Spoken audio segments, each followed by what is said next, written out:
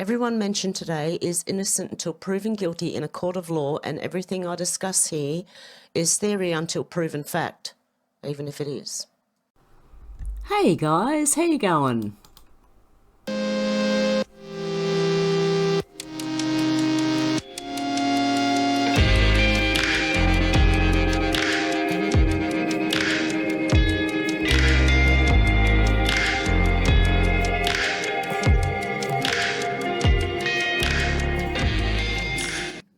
Hey guys, how you going? I couldn't wait for it to finish. How are we going? I will be going live tomorrow morning. I've been doing a Friday, Saturday live stream for quite a few years now.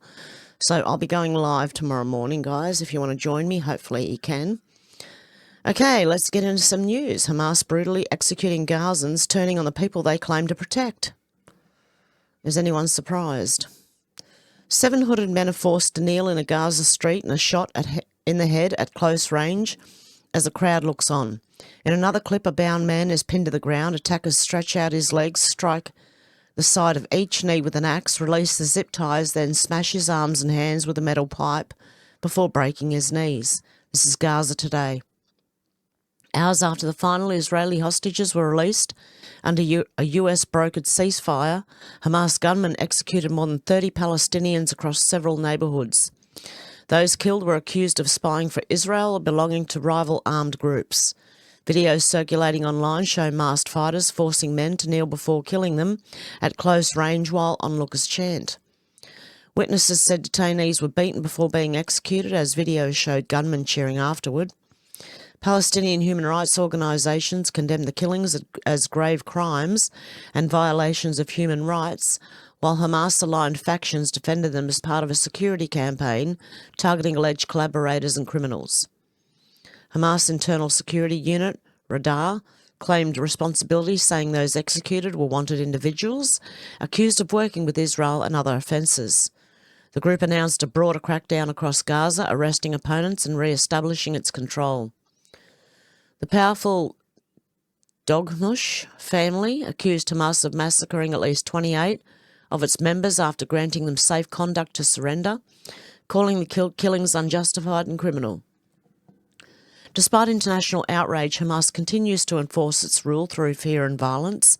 The executions are part of a wider campaign to reassert authority after months of Israeli military pressure. Fighters from the Qassam brigades have returned to the streets to police key routes and confront rivals, with residents reporting clashes between Hamas forces and local clans such as the Dogmush network. I'm not sure if that's how it's said. According to local media and residents, mounting deaths and deprivations eroded Hamas support in Gaza this year. Many Gazans, speaking on condition of anonymity, say they feel betrayed by the group and are still struggling to comprehend what their lives have become since Hamas's October 7, 2023 attack on Israel. One resident from a refugee camp in central Gaza said the territory had become a living hell and that Hamas had led its people into it. He explained that nothing remained, that people had lost everything, and questioned what it had all been for. Others described Hamas leaders as liars, calling October 7 a dark day and blaming the group for the destruction across Gaza. Many estimate that tens of thousands of Gazans have been killed and that most survivors have lost nearly everything they owned. Throughout 2025, anti-Hamas protests erupted across the Gaza Strip, prompting violent crackdowns. Reports indicate that demonstrators were publicly flogged, kidnapped, some still missing, and in several cases executed.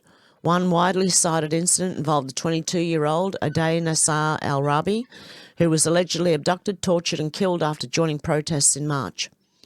In another case, the following month, gunmen tried to force an elderly man to let them launch rockets from his home, and when he and his neighbours refused, the attackers opened fire, wounding several people. At the same time, Hamas operatives have reappeared on Gaza Street to reassert control, with fighters from the Qassam brigades policing key routes and moving against rivals. Residents and local sources report gunmen shooting suspected collaborators in the leg and hunting members of anti-Hamas factions associated with figures such as Yasser Abu Shabab, Hassam al-Astal and Ashraf al-Manzi. Two of these militias have largely gone quiet, while a third has faced arrests and killings in Jabalia. Internal security and intelligence units are said to be targeting opponents in areas vacated by Israeli forces. Many Gazans now fear a renewed era of terror and coercion. Some acknowledge that for the moment Hamas remains the only organisation capable of clearing rubble, regulating markets and redirecting traffic. Others, however, say the group will cling to power at any cost, turning its force inward against the very people it claims to protect. The crackdown coincides with statements that Hamas has temporary approval to manage internal security under the ceasefire. At the same time, limited Israeli drone fire and airstrikes have continued in specific incidents, underscoring the fragility of the truce. Palestinian Authority figures have condemned the killings as heinous crimes. The larger questions remain unresolved. Hamas has not agreed to disarm, and the future governance of Gaza is still unclear. For now, the group is turning its guns inward against the very people it claims to defend. The ceasefire went into effect on October the 10th, 2025. Opinion polling shows that Hamas's approval in Gaza dropped to 57% in 2025. This makes sense given that the largest demographic of victims of political Islam and jihadist militant are Muslims, children, families, mothers and fathers who simply want peace like anyone else. This was true of ISIS, Al-Qaeda and the Taliban, and remains true of Hamas. One worrying concern, however, is that despite the devastation Hamas has caused, if support truly remains 57%, that still represents more than half of the Gazans. Prime Minister Benjamin Netanyahu has vowed not to allow either Hamas or the Palestinian Authority to govern Gaza once the war is over, while Hamas continues to insist it will not disarm. The future of the Strip remains uncertain as the ceasefire's next phase, and the question of who will rule Gaza hangs in the balance. Did anyone remember when Trump said that he would buy and build Gaza? Oh dear. We've got DOJ lawyer buries far-left Supreme Court Justice Sonia Sotomayor after she makes an unwise argument for race-baiting districting during oral arguments. Or just in, the plane-carrying Secretary of War Pete Hegseth made an emergency landing in the UK due to a cracked windshield. And this, you can't make this up. In 2022, we were warned about Salesforce. This week, they were outed for indirectly funding Tides Foundation and Antifa. Outrageous Cook County Chief Judge bans ICE and Border Patrol from making civil arrests of illegal aliens at Chicago courthouse.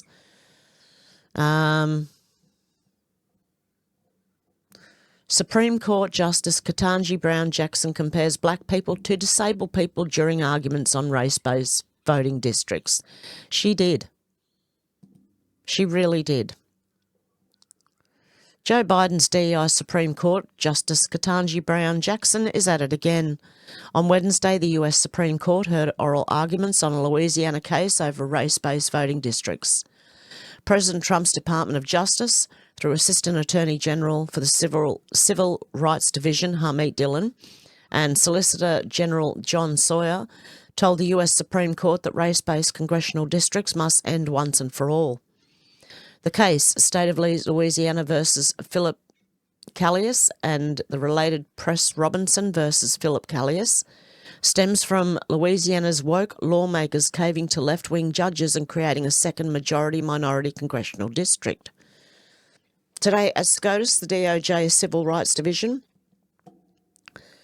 told the justices that Section 2 of the Voting Rights Act cannot constitutionally require race-predominant districting, Dillon wrote on X last month. No more race first. Here are the key takedowns. No more race first districts without proof. Plaintiffs must prove their proposed majority-minority district is superior to the state's map under race-neutral rules, including political goals. Otherwise, it's just assuming racism where none exists. Decouple race from party.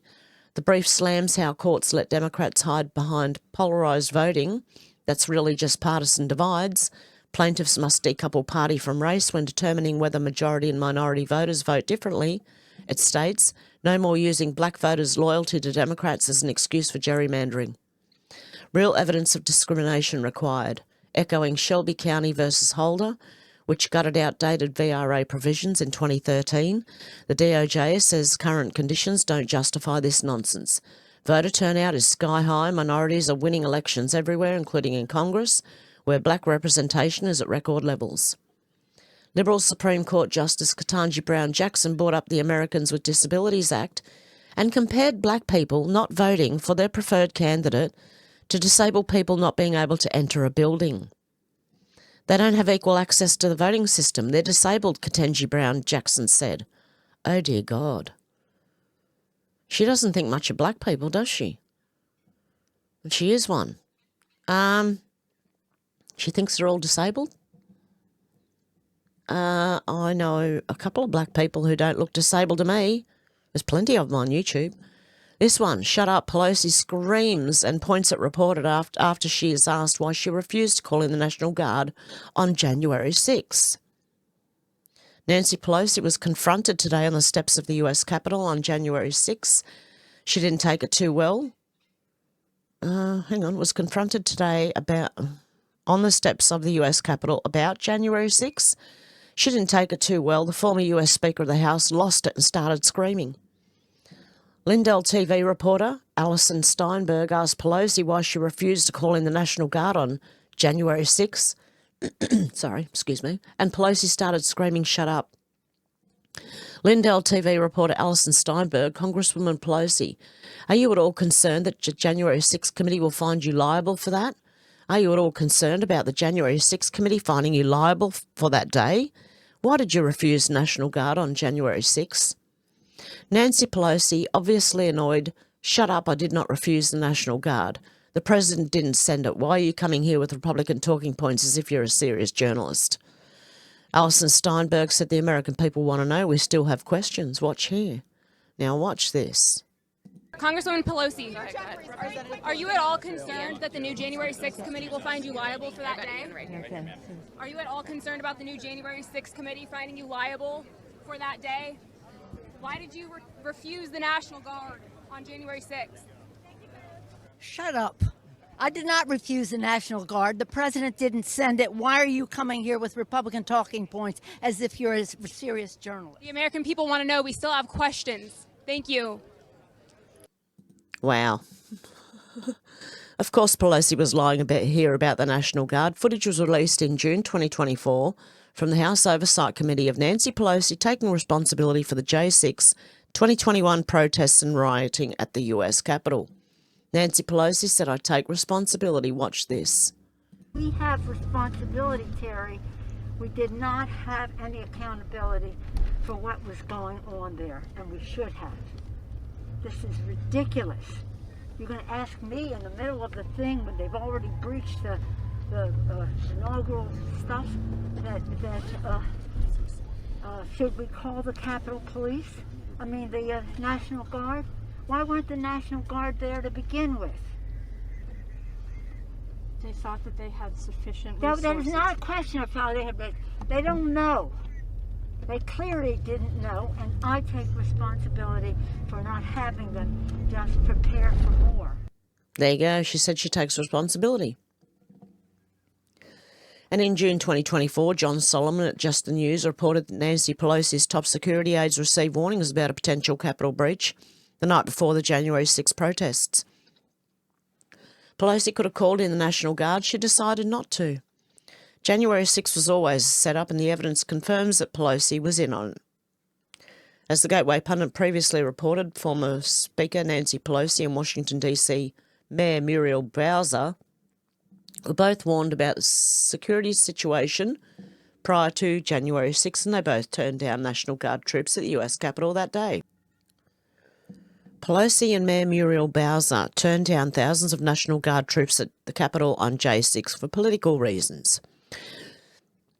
Chris Wray's FBI also refused to notify the Trump administration and his cabinet secretaries that they believed there could be violence like the mass protests at the Capitol that took place that day. Nancy Pelosi also refused the National Guard at the US Capitol due to politics, but that's just her excuse. What did she know in advance? She knew that Antifa was going to be there. Capitol Police Chief Steve Sund previously testified. He asked House and Senate security officials for permission to request that the DC National Guard be placed on standby in case he needed quick backup, but they both turned him down. Pelosi was not honest about their communications. Not only that, but there was like nearly 300 FBI agents there that day, plus Antifa. Okay, John Solomon from Just the News released an explosive report in 2022 that revealed Capitol Police were first warned about possible violence at the J6 protests 2 weeks before the planned rallies. Pelosi, Mayor Bowser and other government officials turned down the National Guard anyway. It's as if they hoped for an insurrection. They were. Solomon says the DHS and District of Columbia were made aware of online threats of violence 2 weeks before the protests and rally. Nancy Pelosi later refused to turn over her communications surrounding J6, and Democrats later destroyed the evidence from their interviews with officials involving the J6 riots. According to PJ Media, the US Senate knew Nancy Pelosi had more to do with the Capitol breach on J6 2021 than anything President Trump did that day. Indeed, Nancy Pelosi could be crowned Queen of the Mob, since her actions led to the crashing of the perimeter fences, general dysfunction and deaths of Trump supporters that day. Pelosi was more responsible for the marauding mob at the Capitol that day than anything President Trump did to incite his huge crowd of supporters. Now, he told people to go peacefully march. DC National Guard whistleblowers testified that the Pentagon, under the direction of Mark Milley, refused to deploy the National Guard until after 5 p.m. that day.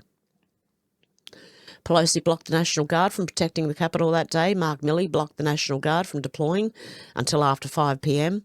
It was always the Pelosi insurrection. You can imagine what we have yet to learn about Pelosi and Milley's action that day that left the US Capitol open and unprotected. There you go. What other story have we got for today? And I'll be back tomorrow with more from Twitter. Clinton judge blocks Trump admin from firing federal workers during Schumer shutdown. I heard they were going ahead with it.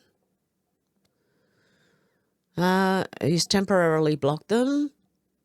US District Judge Susan Ilston, a Clinton appointee, is anyone surprised, issued a temporary restraining order on Wednesday and stopped the Trump administration from firing federal workers. The Schumer shutdown began on October the 1st, and the Senate has voted 9 times and failed 9 times to reopen the government because Schumer wants to give illegal aliens health care. Layoffs of federal employees officially began last Friday as the US government shutdown entered another tense phase, according to Trump administration budget chief Russell Vought, who confirmed the sweeping reductions in a social media post. The RIFs have begun, Vought announced on X, using the acronym for Reductions in Force. Norm Eisen, the deep state's favourite lawyer who spearheaded the colour revolution and more than 180 lawsuits against Trump, sued the Trump admin to stop the RIFs. Norm Eisen filed a lawsuit on behalf of federal labour unions, and Judge shopped to make sure his case was assigned to Judge Ilston because she ruled in favour of labour unions in an RIF case in the past. On Wednesday, Judge Ilston issued a TRO because she said the firings appear politically motivated. President Trump's administration for now must stop firing workers during the government shutdown, a federal judge ordered on Wednesday. US District Judge Susan Ilston in San Francisco said the cuts appear to be politically motivated and were being carried out without much thought. Really? I think they put a lot of thought into this.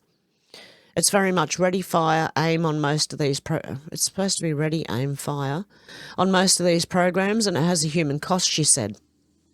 It's a human cost that cannot be tolerated. She granted a temporary restraining order blocking the job cuts, saying she believed the evidence would ultimately show the cuts were illegal and in excess of authority. I don't think so, but hey, that's just me. I don't know the law. So you guys can let me know what you think of all this down below. I'm going to wrap it up and leave it at that for today. I will be back for a live stream tomorrow, guys. Hope you have a good morning, afternoon or evening, wherever you are, and I'll talk to you soon. Bye, guys.